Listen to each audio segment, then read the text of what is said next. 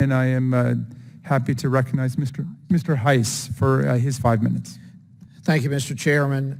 We are a compassionate country, and that goes for both sides of the aisle and the vast majority of people in this country.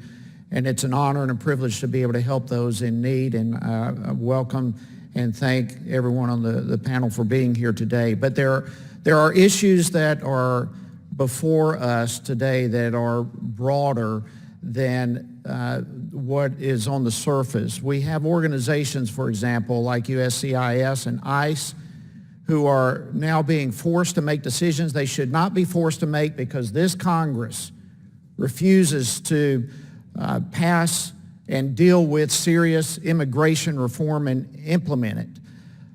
This committee continues the same type of political posturing and attacks towards this administration regarding the border crisis, while at the same time doing absolutely nothing to address the problem and to offer authentic solutions.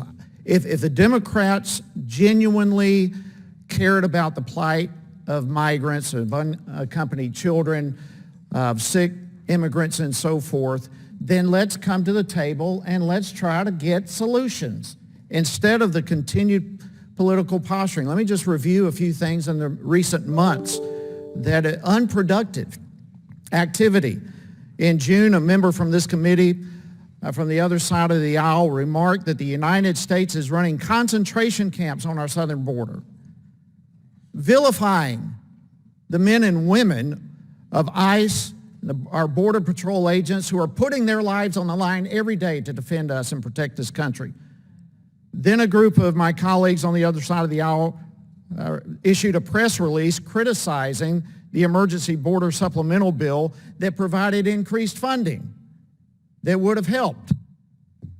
Then a dozen of my Democrat members visited Clint, Texas, the CBP facility there, later alleging the unsanitary conditions there and that individuals were being forced to drink out of toilets. Look, we can address problems if we're willing to get to the root of the issues and address them. We have the authority here to do so. But there are things staring us right at the face that we're totally ignoring, like amending our broken asylum process, reviewing the Flores settlement agreement, increased funding for border security. Listen, I've been at the border. I think I've been to 6 out of the 9 sectors. I've not seen any of the things that have come from my colleagues on the other side of the aisle. I've seen great, hardworking members of our CBP and others giving all they've got to do a job well done. And look, we've got to address solutions and the solution is not open border policy. The solutions are not to decriminalize border crossings. Mr. Holman, let me just ask you, and thank you and all again for joining us. Why would having an open border policy pose a security risk? Well, for example, right now, Border Patrol has about 50% of their staff off the line. So if you're someone in this world that wants to do harm to this country, you're not going to buy a plane ticket because there's too many background checks done. You can't get a visa because of the visa security program. You're going to enter this country the way 12 to 20 million others entered, especially now when half the border is unsecure. In essence, is decriminalizing border crossing, is that kind of in itself really an open border policy? Yeah, it's another enticement, like sanctuary cities, like giving free college education or free medical care or rewarding illegal behavior by giving people citizenship. It's another enticement that these people put themselves in harm's way to come here to the country and put themselves in the hands of criminal organizations. What does it do to the morale of those who are on the border, those who are our agents trying to do their job, when, be it members of the press or members of Congress, push false narratives as to what's going on down there? What does that do to the morale?